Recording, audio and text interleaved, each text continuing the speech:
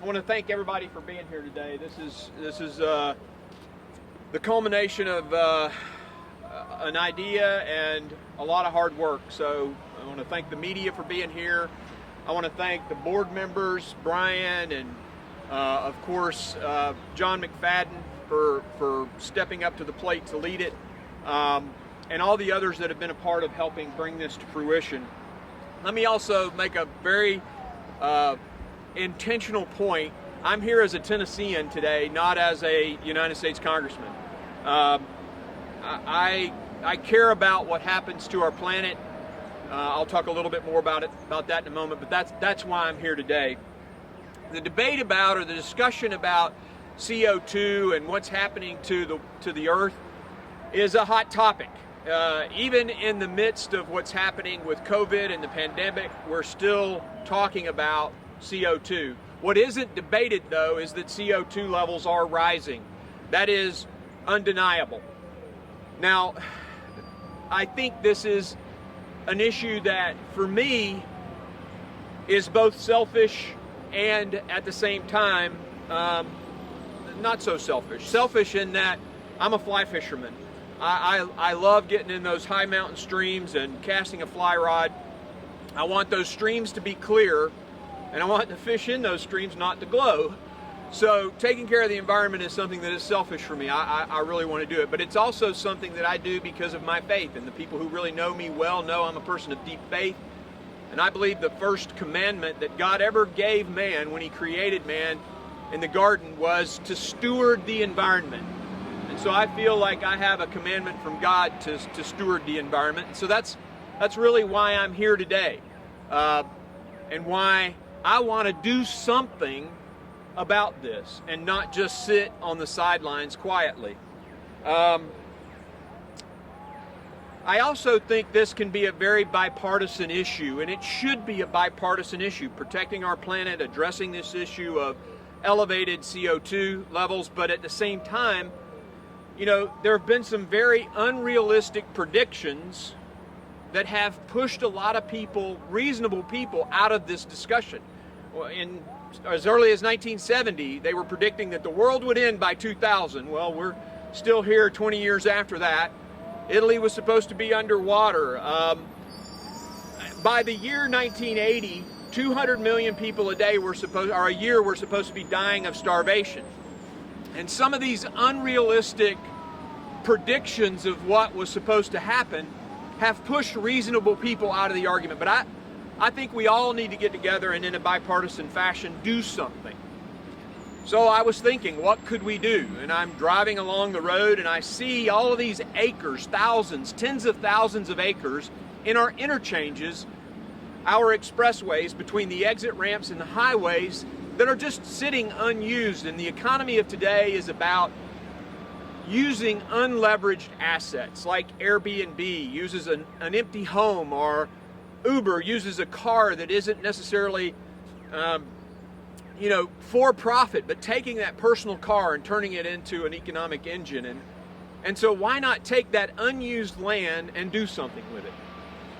The greatest vacuum cleaner for CO2 on the planet, despite our amazing technology, is still a tree. And so the idea came to me that we should plant trees in our expressway interchanges. So I went to the TDOT folks and I said, hey, what about this? And they said, well, it just so happens we have this program where people can beautify their local exchanges. And so they made some amendments and reviewed their policies and came back with a proposal on how we could do this. I then went to the ethics department of Congress and just said, hey, how involved can I be in this project? And they said, it can be your idea, but you can't lead a not-for-profit as a congressman. So I then went to all my friends and said, hey guys, I can't lead this effort, but you can. You're all passionate about the environment. So here's this idea. And so what they did is they formed a not-for-profit. They built a website. They got not-for-profit status with the IRS. And these guys here, Marshall and John and Brian and others who aren't here, Gary Garfield, and they formed a not-for-profit called Green Interchange. And they hired a guy by the name of John McFadden to run it. And I'm going to take a second here now and introduce John, who's going to come up. And essentially my role, other than planting a few trees when we get to do this, will be ended. It's my idea, but these guys are going to have to take it and run with it. A little bit about John. John, for 35 years, has been involved in sustainability, environment, conservation stuff, and he's planted a boatload of trees running other not-for-profits. Is it over 1 million trees now? No, not quite. Almost 1 million trees the guy has planted. And one day in 2018, they planted 190,000 trees with 25,000 volunteers. Pretty amazing. A guy who believes in the tree as a solution to this problem, and who has run not-for-profits before, has stepped up to lead this effort. And so I step back into the corners and the recesses and turn it over to him to run it and to lead it and to tell you more about Green Interchange. John? All right, thank you, Mark. I really appreciate the opportunity to be here today, and Congressman Green, for your leadership, and also call for your leadership within the agency of TDEC. You know, our goal and our mission with this organization is very simple, and that is to plant trees in these interstate interchanges to capture carbon from our transportation system.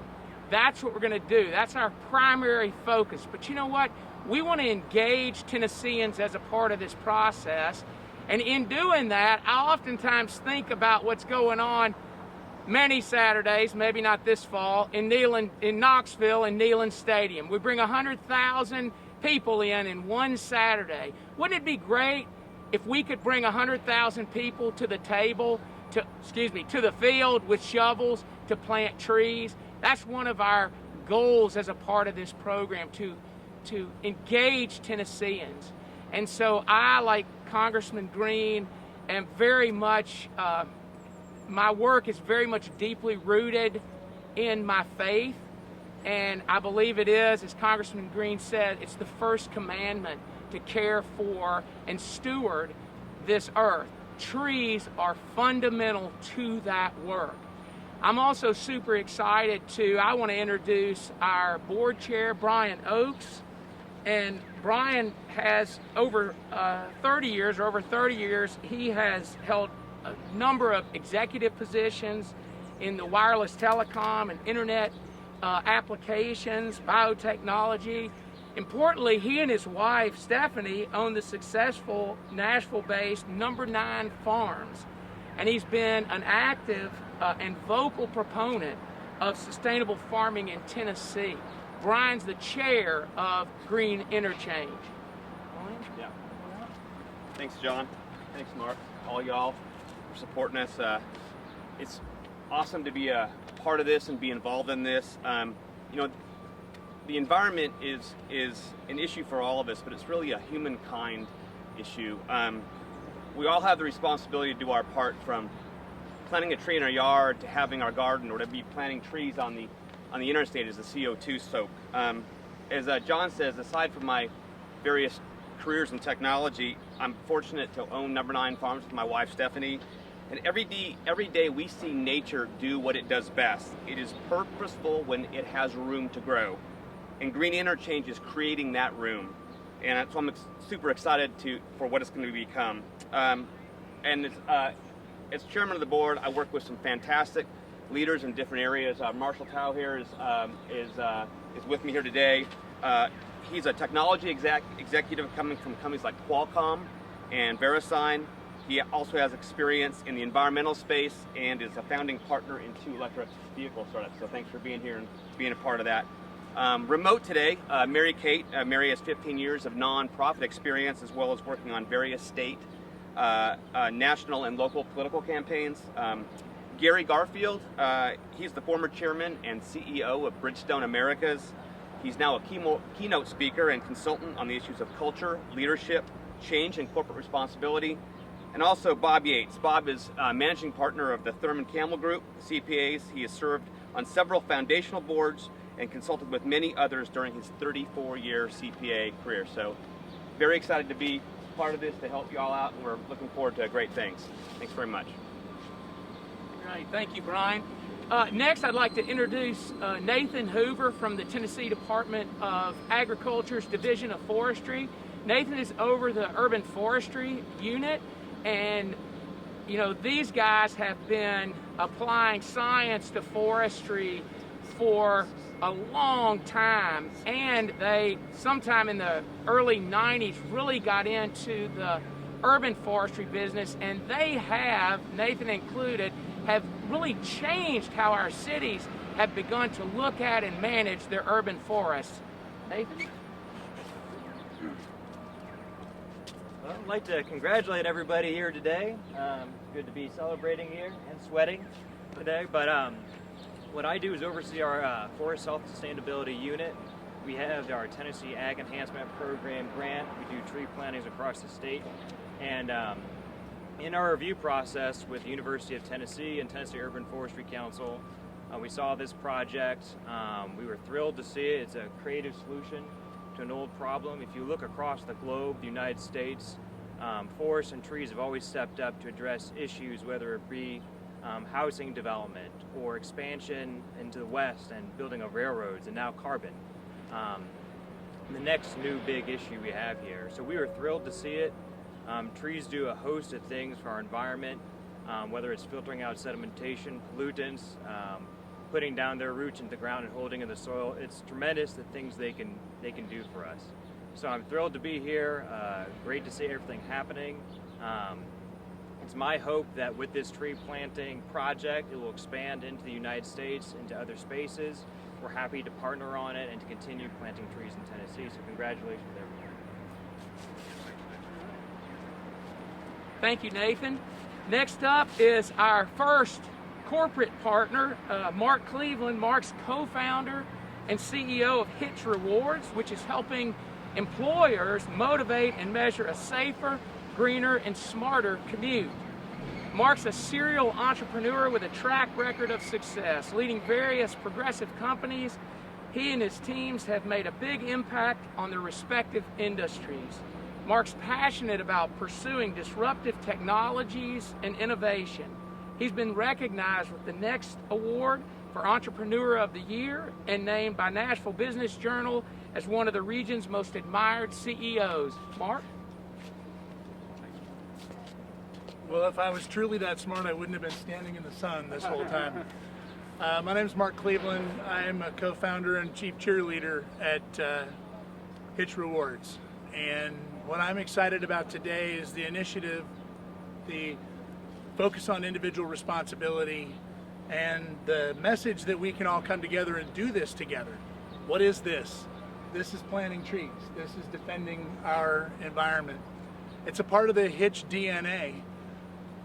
What people don't understand about how technology and elbow grease come together and do the same thing is actually expressed in the Hytch Rewards platform, where we have saved over 2,800 tons of emissions. We have activated 18,000 Middle Tennesseans to share rides and track their rides. And they're doing the work of saving the emission so the tree doesn't have to do the work of cleaning the emissions. We're kind of behind the 8 ball on that, and we need more trees. We need Green Interchange to be successful, and we need to come together as volunteers with this sense of ownership and right in our backyard make a difference by planting a tree. Green Interchange is a perfect example of this self-responsibility, self-accountability. Mark didn't introduce legislation or another expensive government program. He took a simple idea and asked folks in the community if we'd come together and do something to get it off the ground. John and his team of volunteers have already got a great track record. They've already done good work, and they're about ready to put that elbow grease to work here in Tennessee. Planting trees isn't a radical idea. It's a real step in the right direction. It reduces carbon pollution. It lowers the maintenance cost of our highways. It reflects another one of the great innovations of leadership in Tennessee in general, the greatest place to start and grow a business. Hytch Rewards was the beneficiary of a TDOT grant at the very outset of our technology deployment, and we look back on that congestion mitigation and air quality grant as a seminal moment where something significant happened afterwards, thanks to the people who became a part of it. here today, TDOT is doing some work together with our governor and our leadership and these volunteers to really pave the way to make it easy for people to get involved in helping offset their carbon footprint and do the right thing, one shared ride at a time, one planted tree in the interchange at a time. So thank you very much, Mark Green, for your leadership, for your inspiration, for getting people together to stand outside in the hot sun on any old day and celebrate what a tree could do. It could deliver shade, could deliver clean air, and it could also deliver hope for the future. Thank you. Thank you, Mark. Here. Next up is Paul Deggs with TDOT as Deputy Commissioner and Chief Engineer of the Department of Transportation. Paul oversees the design and implementation of the department's engineering projects. He also is responsible for the activities of 12 divisions and 4 regional offices. He's overseen the awarding of more than 6,200 contracts with a construction value of more than $13 billion. He currently serves as Vice Chairman of the American Association of State Highway and Transportation Officials, Council on Highways and Streets. And I want to just compliment you, Paul, again on the leadership you provided working with Mark in the agency to make this project a reality. Paul, thank you. Thanks, John. Thanks, Congressman, and everybody else as well. So, you know, one of the customer service issues that we face all the time is what about our vegetation management program? We own thousands of acres of land that our highways reside upon, and we have a lot of trees, grass, and such. And so a lot of communities come to us and say, we want the gateway into our community to look nice. And so we had created a program 4 or 5 years ago trying to kind of go down that path.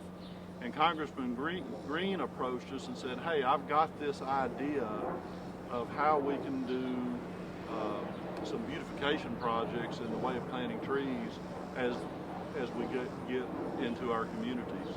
So we kind of stepped back and looked at our program, sat down with Congressman Green and some people that he knew, and we tweaked the program to where we've got a really strong opportunity right now where people can come in. First of all, we've got to make things are safe. We're not going to plant trees right up next to the road to where it blocks sight distance and all. But as the Congressman and others has mentioned, we do have a pretty large footprint out there, and there are opportunities away from the traffic lanes to plant trees, to be able to put nice gateways into communities. The program that we have also allows the local government to have a say to where somebody from the outside can't come in and dictate what's going on in a community. So there's a role for local government to have engagement here. So we think it's a pretty strong program to bring private sector, nonprofit type dollars in to do these beautification projects. And I think it'll be something that's really good for the state of Tennessee and will really enhance the tourism aspects as well as the environmental aspects of the state transportation network. Thank you. Thank you, Paul. As the CEO, I'd just like to encourage folks, if you want to get involved, go to our website. It's greeninterchange.org, greeninterchange.org. Click on Get Involved. And thank you very much. Congressman Green, you want to have the... Well, sure. I'll just make one last pitch. If you own a vehicle, it only takes 6 trees, right, Marshall? 6 trees to accommodate the CO2 produced by that vehicle in 1 year. So if you have two cars, you can go online to greeninterchange.org and make a donation to cover your vehicles for the year. Really appreciate it if you would, and want to thank all these guys again. Thank John for just taking charge and running with it. And now Tennessee, it's up to you guys to go and help us plant some trees in the fall and get involved. Thank you. All right. Good.